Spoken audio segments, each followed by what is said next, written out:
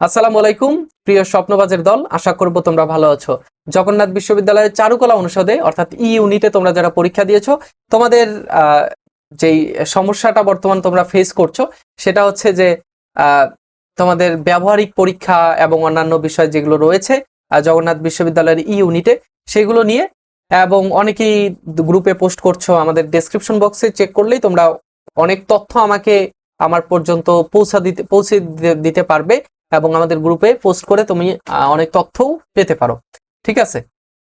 আচ্ছা, একটা বিষয় সেটা হচ্ছে যে জগন্নাথ বিশ্ববিদ্যালয়ের ই ইউনিটে ব্যবহারিক পরীক্ষাটা খুব দ্রুতই হয়ে যাবে, নোটিশ দিয়ে দিবে ইনশাল্লাহ। আর ব্যবহারিক পরীক্ষায় কিভাবে কি করতে হয়, ভাইবা তোমাদের কি করতে হয়, সেগুলো আমি অলরেডি তোমাদের ভিডিও দিয়েছি, চ্যানেলে একটু গেলেই তোমরা পাবে। আর প্রথম মেরিটে কারা সাবজেক্ট পেলো, দেখো প্রত্যেকটা বাণিজ্য, মানবিক, বিজ্ঞান সবার জন্য কিন্তু 20টি করে, সরি সরি সরি আচ্ছা, এখানে কিন্তু সবাই সাবজেক্ট পাবে।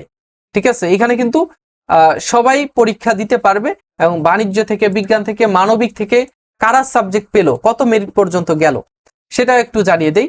বাণিজ্য থেকে 65, মানবিক থেকে 68 এবং বিজ্ঞান থেকে 64 মেরিট পর্যন্ত সাবজেক্ট পেয়েছে ই ইউনিটে। এখন তোমরা অনেকেই প্রশ্ন করছো যে ভাই দ্বিতীয় মেরিটে কত দূর পর্যন্ত যেতে পারে। দ্বিতীয় মেরিটে দেখো, দ্বিতীয় মেরিটে বাণিজ্য থেকে যদি বলি, দ্বিতীয় মেরিটে আমাদের মোট সিট আছে হচ্ছে 60টি সিট। এখন এখানে 65 পর্যন্ত অলরেডি চলে গেছে বাণিজ্য থেকে। তো বাণিজ্য থেকে একটু শরীরটা খারাপ, কেননা রমজান মাস বুঝোই তো, কথা বলতে কষ্ট হচ্ছে। এর আগে অনেক কথা বলা হয়েছে, আমার নিজেরও পরীক্ষা চলছে। আচ্ছা দেখো, বাণিজ্য শাখা থেকে 65 পর্যন্ত গিয়েছে, মানবিক থেকে 68 পর্যন্ত গিয়েছে, আর বিজ্ঞান শাখা থেকে 64 পর্যন্ত গিয়েছে। এখন বাণিজ্য থেকে পরবর্তী মেরিটে 90 পর্যন্ত যেতে পারে, মানবিক শাখা থেকে 68 পর্যন্ত যেতে পারে, 68 পর্যন্ত গিয়েছে এবং পরবর্তী মেরিটে 100 পর্যন্ত যেতে পারে, এবং বিজ্ঞান শাখা থেকে